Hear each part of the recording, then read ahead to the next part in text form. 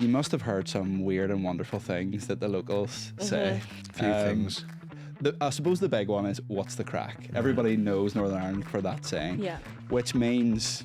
Well, what does it mean? Well, they've turned on me. The guests have become the host. They're asking the questions. Hello everybody and welcome to Queen's University Belfast Life at the Lanyon podcast. For those that don't know, the Lanyon building is one of the main buildings right at the heart of our campus here at Queen's, and it's one of the most beautiful buildings across Belfast. This podcast is going to give you a real insight into what it's like to study at Queen's and to also give you the information you need to make those informed decisions about coming and studying with us. Today, our podcast episode is called From Great Britain to Queen's, a Student Experience. My name is Raymond Miller. I'm the Undergraduate Recruitment Officer here at Queen's for Northern Ireland, but I'm joined by two lovely guests. So guys, if you want to introduce yourselves. Yeah, my name is Matthew. I'm the Senior GB Recruitment Officer for Queen's University. So I'm actually based in England, so I live in York, and I recruit students from all over Great Britain for them to come and study here at Queen's. And I'm Erin, so I'm a student from England, so a GB student, and I have just finished my undergraduate in law. Matthew, you have travelled over today specifically for this podcast. Yep. Up at 5 a.m, got a flight over. Yep. And you're ready to rock. I am, yeah. Ready to go. Yeah, early flight out, which is good. Means that it's really accessible for me to come across work. There's plenty of flights every day to come over. And do you come over often? I mean, you're based out in England, obviously, yeah, but so when would you be over here? I'm based in York. Probably come over maybe 10, 15 times a year at most. So I come over for things like open days, run recruitment trips. So we've got a college coming out tomorrow where they're bringing some students to come over to have a look at Queen's and Belfast generally. So maybe 10, 15 times a year. Erin, now you obviously are a Queen's student. You are from England. You maybe had a conversation with a recruitment officer like Matt back in the day, but what was your main reasons for wanting to come and study with us here at Queen's? I just don't like my mum and dad. No, I loved the uni, so I came and visited it back when I was looking at applying for universities, which you do when you sort of applying for UCAS, and came to one of the open days. It was specifically a GB ran one as well, so there was we were up in the Canada room in the Lanyon building for talks and just the GB experience and all that, and it just sort of settled me and my parents kind of as into actually it's not as far away as people think it is. It's very similar to a lot of the unis that I looked back at home. I just fell in love with it. It was that's one an of important those. thing, Yeah. getting your parents or your getting them loved ones on board yeah. as well. Matt, you probably find that when you're out and about, you're maybe having to convince parents as well as students. Yeah, I think sometimes it can be more that you're convincing parents, especially because I think students look a bit more specifically at things like courses, whereas parents might be looking at other elements. But then there's lots of really fantastic things that appeal to students and parents about Queen's and Belfast as well, yeah. And in terms of getting here, so if you're living in GB, which I imagine most of the listeners and viewers are going to be, how do you get over here? You're not jumping on the boat. Well, you can get a boat. You Actually, can that's jump on a boat, I had a paddling boat in my mind there, but you can't get an actual big ship across. But what's the main way you would get across? Flights, yeah, flights definitely. Relatively cheap, with sort of not endorsing any airlines, but EasyJet, Ryanair fly as well, and sort of Aer Lingus sometimes.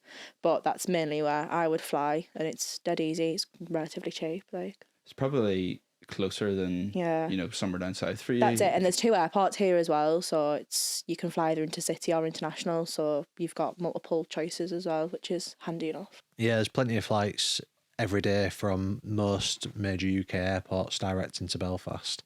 What I also always say to students and parents when they're looking at university as well is just do a bit of a cost comparison. Look at wherever you're from, look at a train to any other universities that you're thinking about and compare that price against the flight to Belfast. And often you find that really competitive pricing, if not cheaper, to come to Belfast, and often can be quicker as well when you've got lots of different options depending how close you are to an airport, etc. You were saying there you're out a few times during the year to here. On the odd occasion, not so much this year, but sometimes I would go out and help Matt out for events, and I can, get up, bring my boys to nursery, go across to England for an event and be home again before they go to bed. I've often found that I'm in Belfast before my mum's driven home from the airport. So like we live like an hour and a bit away from Newcastle Airport, and for a 35-minute flight, like she's often still like about 30 minutes away from home. Like, so anyone's thinking we're forever away, we really aren't. We really aren't. The other thing I suppose interesting to chat about in terms of flights, obviously there's a cost implication to that, which may be a bit more for other students, but we have a scholarship, Matt, which kind of helps with that, doesn't it? Yeah, so for 2024 entry, students who get an A and 2 Bs in their A-levels or the equivalent in their BTEC, so generally equivalence-wise as a general rule, a distinction star would equate to an A and a distinction would equate to a B. So an A and 2 Bs in their A-levels or above, and if your entry requirements for your course, for example, law, the entry requirements are 3 As. If you get 3 As and go onto your course, then your entry requirements for the course are a separate issue to your entry requirements for the scholarship. So an A and 2 Bs for your scholarship doesn't alter regardless of what your entry requirements for the course are. But if you do get the A and 2 Bs and you go on to anything that's not medicine, dentistry, medicine, dentistry, foundation courses, or agricultural technology, then you get £2,500 off your accommodation in your first year and £500 in cash. So generally that brings your accommodation, depending on what the booking, brings your accommodation down to about £70 a week, which is really cheap. Like if you, again, do the comparison with universities in GB, you'll see that that's really cheap. And we also guarantee accommodation for students from Great Britain in the first year.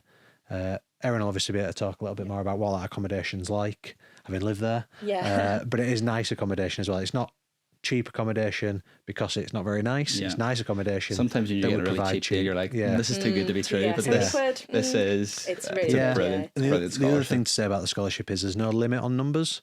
So it doesn't matter how many other students get an A and 2 Bs. If you get an A and 2 Bs and you're not doing medicine, dentistry, foundation courses or agricultural technology, then you get it. There's no limit on how many students need to do that. So £2,500 off your accommodation course cost, and £500. And is that money like go straight into your bank account? Yeah. And So the way the scholarship works is we assess it when students start in the first year. All the students that are eligible. so you don't apply? No, they don't have to apply. You guys assess it? Yeah, we assess it and it all goes to them automatically. We'll contact the students that are eligible and we'll say, congratulations, you're eligible for this scholarship. You're eligible for a £500 payment, and then we give them the opportunity to enter their bank details, and then we pay it directly into their bank accounts. Some students use it for flights. Some students use it for buying a big TV. There's absolutely no check or anything on what they use it for. You can use it for whatever you'd like to. But yeah, that £500 really goes a long way to help them settle. Or, books and equipment or stuff you do for your course. Textbooks were expensive. I mean, TV's an important part of university life. Yeah, and also with textbooks, just borrow them from the library. You can't borrow a TV from the library. Erin, what was kind of your experience of having that? Whenever you told your friends back home that you're getting this money off accommodation, they must have been like, What? Yeah, no, it's amazing for the fact that it is automatic. Like you don't have to apply for anything. Like I've just done a whole scholarship application process for my postgraduate degree, and that it was just so lengthy, so much time, and just nice sort of getting my A-level results, and then about 2 days later just getting an email being like, congrats, like here's £3,000 essentially. And I spent it on flights. And whenever you first came over, but I suppose before you visited, did you have any kind of preconceptions about Belfast, about Northern Ireland? What were your thoughts before you actually come and visited us? My granddad was from here, so I sort of grew up knowing about Belfast from a very different standpoint to how I understand Belfast to be now. Not saying that it was a negative. He grew up here, he loved his time here. But I think everyone. But it's fair to say he would have grown up during the he Troubles. grew up in the conflict, it was that time, and even my dad sort of had experience of that as well. So he was a little bit wary about me sort of coming over here, and I sort of came to understand it all. And I think it's important that as a GB student, you do understand the history of Northern Ireland. That's like one of the main things I would say to read up on before you move over. Like it's such an integral part. But I sort of had a bit of a research, like looked up what Belfast was like. I'd visited before I even thought about applying for the uni as a child, for a couple of weddings and things like that. So I knew Belfast quite well, and enjoyed it as a non-student. So I thought, right, if I'm going to be a student, this actually probably is going to be, it's very similar to where I'm from. I think it's very similar to the north of England. And I just got on a lot better here than I thought I would get on in the south of England, definitely. You maybe had that experience as well. Obviously not from a student's perspective, but Yeah, when you... like from someone who's been through university, albeit a different university, and is obviously a little bit older than the students that are coming over. My sort of experience and preconceptions of it was that I had previously visited, and it was just a nice place to come. Like everyone, it's a bit of a like stereotype, I think, in it, when people say that everyone's really friendly, but they generally are. Like generally get into taxis, and the taxi driver always talking to you, can't stop them talking The to you. friendliest guys in Belfast Chatting are to taxi you. drivers. Like. Well, not everything about you. Yeah, they do, like really nice people. But yeah, generally my preconceptions were that people were nice, and that has proved to be true, which is quite nice. But I would agree as well that it feels quite a northern. Yeah, it's very northern, much like a northern it's England completely city. the same, Yeah. I would say. Southerners are welcome too. Yeah, Southerners are obviously. welcome. Yeah. No, we do, and I'm saying that in jest. We do have loads of students from all over Yeah, England, they're and all they all over, have a to be similar fair. experience. Would you say, Matt, that it's mostly people in Erin's case that have been here before, or maybe have relatives that have been here that are coming to study with us at Queen's, or is it a mix of anybody? I think it's a complete mix. So we're increasing the numbers year on year that we get from GB. So we're getting more and more students every year coming to us. And I think we probably always have a baseline of probably 150 to 200 students that have got that sort of Irish diaspora. So students like Erin that have got a grandparent from Northern Ireland, or a mum or a dad from Northern Ireland. There'll be some form of link. But beyond that, now we're getting more and more students that have never heard of Belfast before they've applied, that have never been to Belfast. And the reason that they're coming to Queen's is because of the offers of scholarship, the high quality education that you get at a Russell Group University, cost of living, which we'll probably talk about a little bit later. But there's lots of other reasons that make people come to Queen's more and more, that it's just generally a really good offer for university.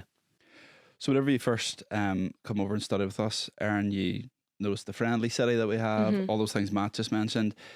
The city itself, you said it's similar to home, walkable, Oh, yeah. like Yeah. busy. How would you kind of describe Belfast as a city? I do drive, but I've never had a car over here. Like, I've never needed it. It's very accessible by foot, even like by taxi, and the transport links here are great as well. Like, I was up in Bangor over the weekend, which is just a little like coastal town, yeah, and it's I about half just an hour on the from train. Belfast, Like, yeah, you can either drive it or you can get a train straight from Botanic, which is only like a 10-15 minute walk from the first year accommodation. But it's really accessible. I, to be fair, don't find myself in the city centre very often. Like, it's not everything I need is up near the university or sort of Stranmillis area, Lisbon Road, which are near the accommodation. So I very rarely end up going into the city centre. But even when I do, I always think it's a bit of an amalgamation between like Newcastle and York. Like, it's got the culture and the history of York, but it's got the nightlife and like the good vibes of Newcastle. Yeah. Like, that's how I always would describe it. And it's not too big either. Like, to walk around the city centre itself, I would say it would take you no more than like 25-30 minutes, if that. And I would say as well, it's a really good point for students thinking about which university they want to go to. Like, if you go to a city campus or a city university in London, for example, your buildings could be spread across different cities, and you have to spend money getting between those sites. Whereas at Queen's, the vast majority of our buildings are on one campus, and also the walk into the city centre is like 10-15 minutes. Yeah, 15 minutes if you're a slow walker. Yeah. Like, it's really accessible generally as a city, but also as a university as well. You mentioned there the price of getting in between and in around the campus. We don't have that here, and also it's a lot cheaper to be here in Northern Ireland. You're looking at me like, it's so much cheaper. of course, that is the case. Silly question. Yeah, no, I sort of have friends based all over the north, at different unis, and sort of just for a comparison, I think in first year for my accommodation, so I had an ensuite room, I paid I think 124 a week, and for something very similar at another university that my friend was at, he was paying about 320 for a week. So it is drastically cheaper over here. It's so much cheaper. Even this, like the cost of food, like clothing, like everything. Going out, like the price of a pint in comparison to like somewhere in London or even like Newcastle or Manchester. Here, like, I mean, the Union Bar is really cheap anyway, but you sort of pay no more than about £4 for a pint in like where I go out drinking. So going out, and that's part of university life, cheaper for you. Going to gigs, like going to sporting events, all those things you're finding are cheaper than what your mates are doing back home. I'm big on like the comedy scene here, so I go to a lot of those sorts of nights, and you're paying between like £18 to £25 for a comedy evening, which is nothing. Like back at home, if I'm having to trek all the way up to like the O2 in Newcastle, I'm paying the price of petrol as well, or a train fare, and then paying about 30 to 40 quid for a ticket there. So it's nicer to be able just to walk, because you can walk to any of the venues or get the train. So we've got sort of the Grand Opera House, we've got the Ulster Hall, the Waterfront, and then there's the SSE Arena as well, which holds all the sporting events. So we're big on like, it's ice hockey, isn't it? The Giants over here. So we're big on ice hockey as well, which completely blew. Like I was like, what? Ice hockey? They're actually really good. Just big on hockey generally as well. Yeah, like hockey's a really hockey's big so thing much over bigger here. in Northern Ireland. So like I get a lot of students asking me in schools and colleges, because hockey's one of our 5 academy sports, like what kind of level do they play at hockey at, and what support is there? And it's like everything. Like even if you don't play hockey, just go and play hockey. Yeah. Like, while we're on top of hockey, our ladies team won the Ulster Premier League this year, last year, and our men's team won it this year. So it is a high standard. Yeah. And that's across a lot of our sports. You mentioned the academy sports there. So we have 5 academies at Queen's, which would be our priority sports: GAA, hockey, soccer, rugby, and rowing. So all of those sports will have dedicated coaches, you'll get umpires, you'll get specific training, facilities are all there.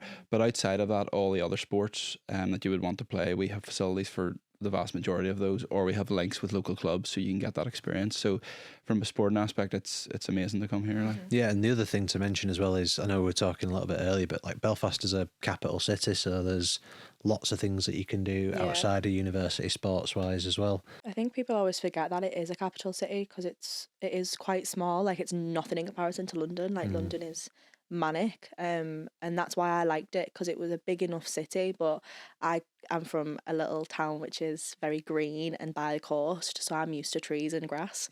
And that's what I liked about Belfast, is that it wasn't just big high rise, like you had to go to a dedicated park. Like there's lots of green space. It's really nice like that. So both of you mentioned earlier, you talked about the troubles, you mentioned about parents would sometimes have issues around safety. Do you feel safe, I suppose would be my question here, Erin, when you're in Belfast? Yeah, I've never had an incident of where I felt unsafe. There has been isolated incidents of sort of, as you would expect at any university though, you know, not every city is perfect kind of thing. But personally for me, I've never felt unsafe. When I lived in BT9, which is the recommended first year accommodation, they have 24-hour security. You, after 10 p.m, have to show your like key and your student pass. All the keys are colour coded, so they know which building you belong to.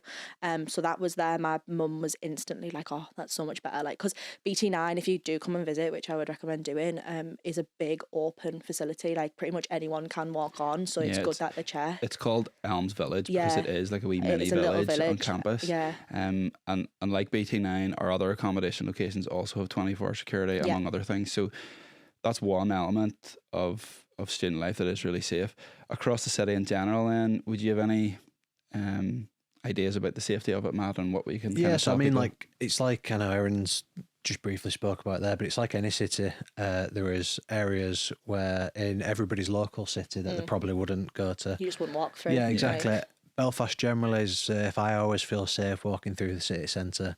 The UK British Crime Surveys 2020-21 said that Belfast is the safest region in the UK. Statman Matt. Yeah, there you go. I've got some more coming. So Belfast is generally a very safe place to be, to live. And also, like, just, it's one of those things where, like I say, you wouldn't go to certain areas necessarily in your own city, so you probably wouldn't do that anywhere that you go generally. I think as well, you get a lot of insight from the Northern Irish and the Irish students as well to be like, oh, this is the best place to live, this and this. But Queen's itself has like a security team that you can ring. We have facilities like nightlife. There's the students' union as well, that they're really great. So if an incident did happen, we've got the wellbeing services there as well that you can go and speak to. I mean, also there's the PSNI. So like if you need to report something, you need to report something. But like I've never had to. I've never felt unsafe. But it is a student city, so when you're walking home after a lecture, if it's like a 5 p.m. lecture in the winter and it's dark, you're walking home with all your friends anyway. So because you all live in the same accommodation, so you're never sort of out by yourself after a certain time. And then if you're walking between clubs and pubs, like 9 times out of 10, you're with someone else as well. Like you're not just stranded. Like I think you both covered it there. Like any city, you need to just be careful Be in certain aware, areas, like, but be yeah. aware and do the right things, and you'll have a totally safe experience. Yeah, I mean, I would say to any students going to university, whether they come to Belfast, whether they come to Queen's, whether they go anywhere, whether they go to the local university, just take a little bit of time to think about personal safety yourself. be vigilant. like. Yeah. I'm going to go off piste here. Give me another stat. What have you got for us? Well, the Which Student Budget Calculator 2022 has said that it's over £300 per month cheaper for students to live in Belfast compared to London. Nice. So that shows the affordability we were talking about earlier. Also, in terms of the UK Digital Economy Council, they've said that Belfast is ranked in the top 10 fastest growing tech cities in the UK. Nice. So there's a really good opportunity. I didn't know that one. So. Yeah, so there's a stat map. So there's a really good opportunity to come to Queen's, come to Belfast, get that affordable education at Russell Group University, but also to be in a city that is developing and that is somewhere where you've got opportunities as well. Coupled with that, we're in the midst of there's a Belfast City region deal that is kind of incorporating all the local economy to improve the infrastructure around the city, to improve the tourism, to improve the economic benefits and the employability. So there's a whole website dedicated to that. So if anybody wants to look that up, we are an evolving city, and there is going to be opportunities and jobs for our students and our young people going forward. So definitely something to consider when you're coming to Belfast. Now, since you guys have been here, well, obviously you're living here, Erin, Matt, you're back and forth. You must have heard some weird and wonderful things that the locals say. A few things. I suppose the big one is, what's the crack? Everybody knows Northern Ireland for that saying, Yeah. which means... Well, what does it mean? Well, they've turned on me. The guests have become the host. They're asking the questions. It means hello sometimes. Oh, what's the crack? Or it means, how are you today? Or it means, what have you been up to? If you're coming to Belfast, just say what's the crack, and you'll get a conversation started. I think one of the key things about speaking to Northern Irish people is understanding what they want when they say what's the crack. Yeah, if you've just come out of an interview, it's like they mean, how did that go? Yeah, what do they mean by what's the crack? That's it. Yeah. What's the crack? Or What's the crack? what's the crack? Yeah. Yeah. Or sometimes I don't even want a response. No, sometimes they'll just say it's it just to be a thing. friendly. Yeah.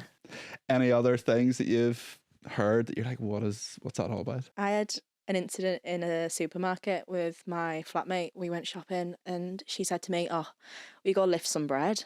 I was like, lift some bread? I was like, Anna, we've got money to pay for bread. Like, we don't need to lift it. Because to me, like, a lifter is a shoplifter. Like, I work in a supermarket. So, like, if we're like, oh, there's a lifter in, it means, like, oh, there's someone coming in to steal something. No, Just go lift it. Yeah, just go take some bread. Pay for it after. Pay for it after. I was like, I'm not stealing bread. She was like, no, just go and get it, put it in the trolley and we'll pay for it. So it just meant that. That's a good one. There's loads of those. Like. Yeah. Especially Queen's is such an affordable university as well. Like you don't need to lift bread. It's over £300 a month cheaper than living in London. I think the only other one that I had was the hot press, or the press in general. It means a cupboard, and then the hot press is the airing cupboard. Is that another thing? Is a hot press not a thing? Press, no. Hot press to me is what you make a panini in. Yeah, like a George Foreman. Yeah. That's a hot press. Yeah, That's a hot press. What do we call that? That's just a Sandwich toasty maker. A toasty maker. Yeah, we'll call it that as well. Yeah, but a press. Anyway, right. We're not going to move quite on yet because I've prepared a little. Usually we do what's called a Mythbuster round, but we're going to do a wee quiz today, which is called "What's the Crack with These Words?" Yeah. You like it? Love it. Nice. Okay. So I'm going to list some words or phrases, and you're going to tell me what you think, and we'll maybe keep scores. We'll maybe just do it for fun. Okay. Who knows? We're winging it here. So the first one is some yoke. Any idea? Doesn't it mean like a joker? Yeah, Like I'd say a joke. So some yoke is if anything's really good. So you could be like, oh, this mic, I had some yoke. Oh, It's see, a I really don't know. good. Yeah, I didn't no, think it had those connotations. I'd- But thought it was that a could be joke. anything, like that Yeah. laptop, some yoke, that tractor. That's See, I some would yoke. This describe podcast like is some yoke. someone as some York, like, oh, He's a bit of a He's a Yorker. bit of a York, yeah. So some York would be just anything that's really good. Okay. Right. Okay. New one. So 0-0. Ugh. Melter. Oh, they're a melt. yeah. Yeah. They're What's like, that? how do I describe it? I don't want to say it. Like, So a melter is someone who does something wrong. I would say it's like, it's something a bit, like, if someone's a bit embarrassing, it's like, oh, they're such a melt. Like, It's more like they're a bit annoying. right, okay. Oh, Right. he's such a melter. Right. You know what I mean? Like they're melting my head. They're doing my head in. Okay. I would, Yeah? I've described people as a melt before. A melt, yeah. Yeah. But more I don't of think it I'd like say a, melter. No, I'd be like, oh, they're a melt. Yeah. There you go. Next one. They're not going to get any of these. I'm just chatting to our producer Isabel, and we were like, we'll put this together. I thought you were going to get them all. but no. I think we're doing So, all right. up to high dough. Not quite. Up to high dough. If you were to to high if you dough. were to describe Someone's- somebody as being Can up to high I dough, have it in a sentence, please? she's up to high dough. Pregnant. Pregnant. She's up to high dough. Up to high She's dough up is to- not pregnant. She's up to like something like a bit wrong, a bit mischievous. Like to she's high doing dough. up to no good. If you're pregnant, you might be up to high dough because it means that you're nervous about something. Oh. So like if you're stressing and feeling really nervous, you'd be like, she's up to high dough. Like she's really nervous about this. Oh, no, I've never heard of No, that. I've never heard that. Never Right, heard. we need to get one you're going to get here. I think we got the first two close enough. Okay, I'll give them to you. Next one is, if I was to describe you as being born in a field, what would Okay. what would you have just done? Leaving the door Yeah, open. leaving the door open. Yeah. That's maybe a northern thing as We well. wouldn't isn't say it? Yeah. born in a field. I think we'd say, I'd say born in a barn. Yeah, born in the barn, and then sort of if you stand in front of a TV, it's always like your window or a door. That's Yeah, what we would similar. say. Yeah, born in the barn. Yeah. Okay, the next one. There's only a couple left. If somebody says that they're gurning, what does that mean? She's gurning over there. Pulling a first? Yeah, gurning's like pulling a funny face for us. Don't know what it means Drunk. over there. No, not pregnant or drunk.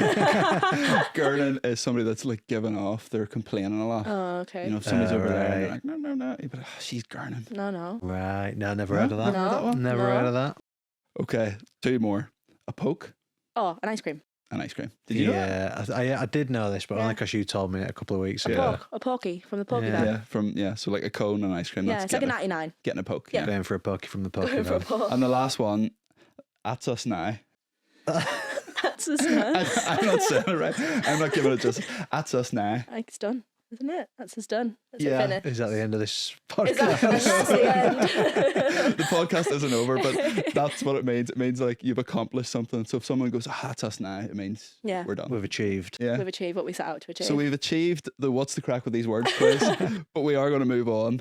We did a lot worse than I thought we'd do. Yeah. There's a lot there that I Yeah. haven't heard of. See, you've been here for 3 years, you've been working here for 3 years, and even now you're still learning things. Yeah. Look at that. Still fighting through.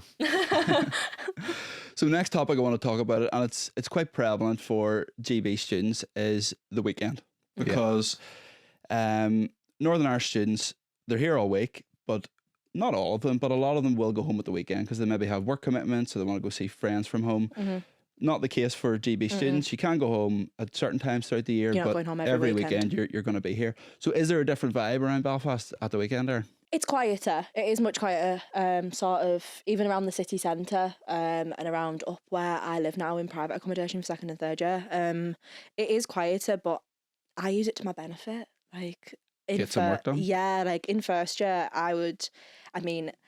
we would go out and have like flat get-togethers and whatnot through the week, and then on Friday night I would sort of get a takeaway, watch a film, and then from Saturday to Sunday would just work in the library because no one else was here really. So I sort of flipped my week around, and then by the time they all come back on a Sunday, Monday morning, they're like, oh, I need to do all this, blah, blah, blah, blah. I'm like, well, I'm ready to go out. Yeah, Like, I'm not yeah. stressing. Like, so it's different, but I always say whenever I sort of do tours or I'm talking to prospective undergrad students, that if you lived so close to your university, you'd probably go home and get your washing done. Like, you'd go home for your dinner to be cooked. Like, I live about an hour out of Newcastle University, so I would probably go home at the weekends as well. And that's probably a nice thing to think about when you're coming to uni, because you're close enough that if you need to go home, you can jump on the next flight and you Oh, can yeah. go. But equally, you've probably been able to be a bit more independent because you've done that. Are other students kind of experiencing that, Matt? Yeah, so I think, like Erin was saying a little bit, like when you go to university, even I went to my local university when I went to uni, and your week sort of flips. So your weekends are actually your productive time period, and your week, you know, your student nights generally during the week. Very few universities have student nights on a weekend. I know I didn't necessarily go out that much at a weekend because when I was at university, because it's when, you know, local people go out, drinks might be a bit more expensive. So typically your weekends sort of flip on the heads, but also not all Northern Irish students do go home at a weekend. More and more so Northern Irish students might have jobs within Belfast and they might stay. So it is something that does happen, but it's definitely an opportunity for students to focus a bit more on the studies at the weekend and then get that social time during the week. I would say Northern Irish students, local students, would in maybe first year especially, they would go home more. It calms down after Christmas in first year. So after Christmas, the first semester of first year, when you come back after Christmas for your second semester, they're less likely to go home. Because either they've got work up here or they're realising it's like their last semester and they want to like stay up with the friends. But also a lot of societies meet on Saturday mornings. A lot of the sporting societies will have training on Saturday mornings, so they'll stay up for that as well. Some people, like if you've had a birthday in the flat during the week, you'll go out on a Saturday, you might be doing something. But I made like my best friend over here, Anna, her parents would always invite me over for the weekend as well, sort of when she was going home. So I would go home with her maybe once or twice a month to get my washing done and to get someone else to cook for me. Like I remember doing that when I was at uni. My mates from GB, there's an American guy I got really friendly with. He was coming because I lived on a farm, so he was coming and like doing farming and getting their washing done and meet my family and all. So that does happen. That's it. Like I went to Bangor this weekend, as I said, and Anna's actually on a study abroad program in America, so she's not even here. And you were away to see her parents. I was away to see her parents and a dog. Like that was me. So I had a lovely time this weekend. But yeah. And I suppose she's from Northern Ireland, obviously. You get to meet GB students probably so many at the weekend when most of the local students have gone home. You're meeting all your other fellow and GB like students. International students as well, which is a great thing. That the accommodation, I'm sure you've touched on this when you've talked about the accommodation, but the residential life assistants there put on lots of trips and excursions like you can go on as well for like relatively cheap. I think the most I ever paid was like £7 for ice skating, and you meet lots of other GB students, you meet a lot of international students, and you just sort of get a good little database of friends there as well. Talking about accommodation there, I suppose another key thing that people consider whenever they're a GB student is what do I do with all my stuff. So obviously if you bring your stuff over during the summer, you're not staying here generally, you're going home for the summer. So what did you do in your summers in between each year? So obviously between semester you don't have to move anything out, so your room is your room, because a lot of English universities do make you move out during the middle of semesters, which is really strange. But at the summer times I left a couple of bits with Anna's family in Bangor, which was really, really helpful. But other than that, I used two companies. So I used a company called My Baggage and GoBox. So let me get this right way around. I think My Baggage is the one that'll ship stuff back and forth from Northern Ireland to mainland UK, GB, for really cheap. I think I actually have a delivery on Friday for, I think each box cost me about £20 and it's 30 kilos. I've seen their website, it's like 20 to 30 quid. It's not expensive at all, and you just sort of pack it all up. They send you a print off label, which you can print off at any of the uni facilities, and then you just stick it on, they come and collect it from your house. And then if you have accommodation, which you should have for second year over here, and you've got stuff you just want to leave, like your pots and pans, your bedding, stuff you don't need at home, then GoBox will store that for you for as long as you tell them to store it, and then you just simply ring them when you want it delivering back and they'll deliver it back to your house. So I've used those companies on 3 or 4 occasions now, and that's kind of your summer in between each year. When you first arrive, probably students would ask you this, Matt, when you first arrive, what sort of stuff would you recommend people bringing? Yeah, I think more and more so, students, when they're going to university, all they need to really bring is their clothes and maybe some electronics, so, you know, a laptop and iPod, things like that. But obviously in Northern Ireland, Belfast, the capital city, IKEA, Wilkinson's, loads of different shops that you can go to get your pots, your pans. You don't have to ship everything over. I would probably recommend a big suitcase on a plane. Is probably all you need really to bring over with you. You could even buy you. You're looking Or at if me. you're like me, 2 suitcases and a car. Yeah, so like, I brought 2 suitcases and my dad filled. There wasn't me or my mum in the car. It was just my dad in the car, and he came over on the ferry from Liverpool with. I brought everything but the kitchen sink. Like genuinely, I brought my whole life. But I had like rugs in my bedroom. Like I wanted to be comfortable. Like I think that's important. That's one of the most important things I think for GB students is to make yourself at home, because that is your base. Like you walk into. I lived with a lad in first year who I then lived with in second year, and you'd walk in his bedroom and it was just a blank canvas because he was literally there. He was a med student. He was hardly ever there, and he went home on the weekends. But for me, I had like fairy lights, I had bunting, I had pictures up. You just have to make it your own home, which is really important. But as Matt said, if you just bring the bare necessities, you can get everything here that you want. It's just the key things that you want to bring from home. And accommodations still offer kitchen packs and bedding packs as well, I believe. So you can order those. When you first move in, you can purchase those, or I think you have to purchase them, but they're like really cheap. They're It's like a cheap. tenner or Yeah, something, and that's your essentials to Yeah. get you going. I think it's really important as well, whether you come to Queen's or whether students go anywhere, like to commit to going to university and to commit to staying. So particularly in your first term, like I'd advise anyone, no matter what university they don't go to, don't go home every weekend. Like commit to being at university and commit to making friends at whatever university you go to, because it allows you to settle in. It allows you to make you feel like you're at home there. And being at home somewhere and getting that supportive network of friends goes a long way to making sure that you're successful on your course and getting the most out of your time as well. Really good advice, that. And I mean, Northern Irish, Republic of Iresh, any student can take that advice on Yeah, board. whether you're a to GB student, whether you're coming to Northern Ireland, whether you're going to your local university, even if your house is 30 minutes away and you can go home every weekend or go home for your tea, just try not to, and trying to really embed yourself into university. I lived with a girl in first year who lived 3 streets away from the first year accommodation.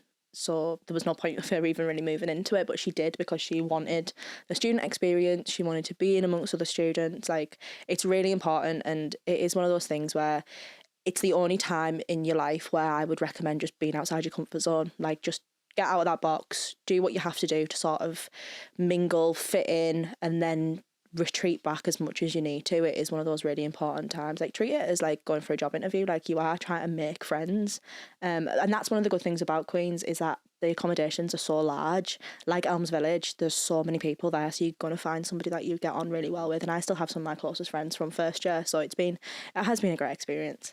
Yeah, students have said to me before previously about worrying whether they're going to make friends. To begin with, university is the easiest place to make friends because everybody's in the same boat. Queen's has over 25,000 students this year. Did you get that from your stats? Yeah, from my stats. Queen's University Planning Office. So yeah, over 25,000 students. That means that there will be someone with the same interest as you. Like, if we've got lots of clubs and societies that students can join. So if you're coming over from GB and you think, well, how am I going to meet people? How am I going to make friends? Your accommodation's a fantastic place to do it. If you don't like those people, your course is a fantastic place to do it. If you don't like those people, your clubs and your sports teams. So, if you're interested in origami, we've got an origami society. You can buy all the folded paper you want. If you're interested in sports or anything, then there's all those people to make friends with as well. So there's plenty of opportunity. And if you don't make friends with any of them, then there's something wrong. Yeah, I think it's a you problem. Yeah, maybe be reflective. Yeah. Thank you, folks. We're going to finish up, but before we do, I suppose a couple of lines just to finish, Erin. The perception out there might be that you're maybe going to get a less of a student experience if you kind of go away and you don't stay at home. By the sounds of it, that has not been your experience. Not so at all. Anyone out there thinking about studying at Queen's or moving away, what would be your advice? Do it. It's the perfect time to do it. You're not going to get another opportunity where you can literally upheave your life and move across the water and go somewhere else so freely. Like, I always say that I'm quite a big believer in when life throws you an opportunity to make such drastic change, just make it. And I did that sort of when I moved between my secondary school to my sixth form. I went to a completely different sixth form that was like an hour away from where I lived. And then when I was sort of talking about going to universities, I was like, right, do exactly the same thing. And now for my postgraduate degree, I'm moving back home and I'm going to a completely different university because I can. When you sort of get to my ripe old age of 21, and sort of the world of work is daunting and like only around the corner really, like that is going to be me stuck in that job until I sort of make a change, of a career change. So do it while you can. You're young, you're 18, and it's a fantastic experience. I've had the best time over here. Like, I've worked for the university for the full time that I've been here. I've made so many friends, whether Irish, Northern Irish, GB. It's just been a fantastic experience, and I can't endorse the university enough. Like, people when I'm on tours just like, oh yeah, you're getting paid to endorse the university. I'm like, no, but genuinely I wouldn't say it if I didn't love it here. I am being paid. Yeah, I am being paid, but it's not like, I have had the best time, like genuine. I'm really sad. I leave on Saturday and it's getting very, very real, and it's really sad. But I don't want you to cry or anything, Yeah, but I we're know. absolutely going to miss you, and you've been amazing I'm student going to miss ambassador. you all as well. I'll be over all the time. As I say, 35-minute flight, very accessible. Matt, we'll give you the final word. Any stats for us, or what would just be your final kind of bit of advice to students thinking about coming from GB to Queen's? Yeah, no more stats. What I would probably say is when you start to compare universities, do exactly that. Don't just think about what university you feel as though you want to go to. Look at the facts of it. So look at the individual courses that you think about going on to, but then look at things like the cost of living. Look at things like accommodation. Not all universities can give students accommodation in the first year.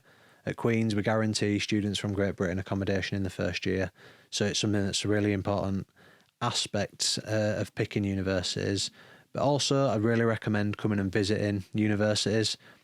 Go look at your local uni. Even if you've no interest in going to it, go look at it so you've got something to compare. And what you'll see is that universities are vastly different. What they spend their money on, what their campus is like, what their courses are like can be very different. So go and visit go and visit your local university, but anyone else that you're thinking about applying to. So we've got open days in September and June. So I'd definitely recommend coming and visiting Queen's as well. Excellent advice. You'll be glad to know that that's us now. That was so cheesy, right? But it worked. We are done, folks. Hopefully that has been really helpful for those that are listening and watching this. If you do have any questions about coming from GB to Queen's and you want the guys to answer those, get in contact with us via studentrecruitment@qub.ac.uk. Thank you very much for coming. It's been a pleasure as always, and we hope that you will join us again on our next podcast of Life at the Lanyon.